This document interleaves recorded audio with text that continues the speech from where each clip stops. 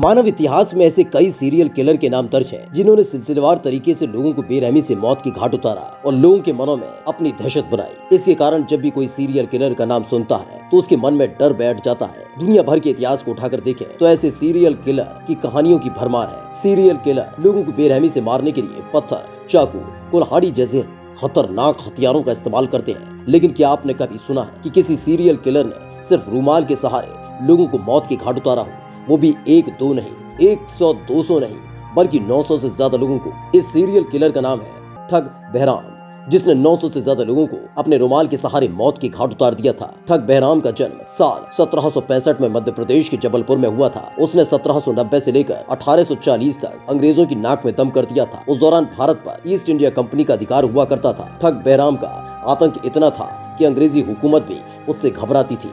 कहा जाता है बहराम जिस रास्ते से गुजरता था उस पर लाशों के ढेर लग जाते थे। उस दौरान ठगों और डकैतों पर काम करने वाले जेम्स पैटोन ने भी ठग बहराम के बारे में लिखा कि उसने वाकई में 931 लोगों को मौत की घाट उतारा था और उसने उनके सामने इन हत्याओं को स्वीकारा भी था। कहा जाता है कि व्यापारियों, पर्यटकों, सैनिकों और तीर्थ यात्रियों के काफिले को बहराम का गिरोह अपना शिकार बनाता था और गिरोह के लोग भेष बदल कर इनके साथ लग जाते थे। इसके बाद जब रात में ये लोग सो जाते तो ये गिरोह लोगों को अपना शिकार बनाता।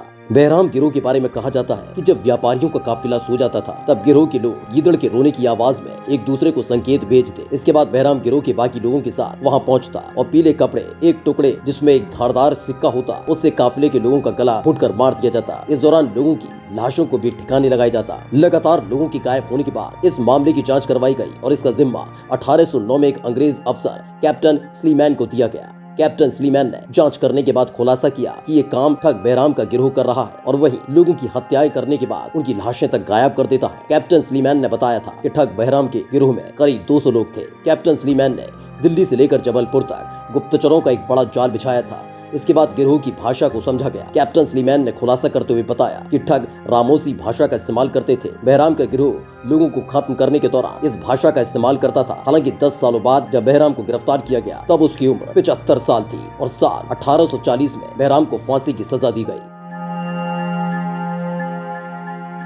Bureau report, my Bharat.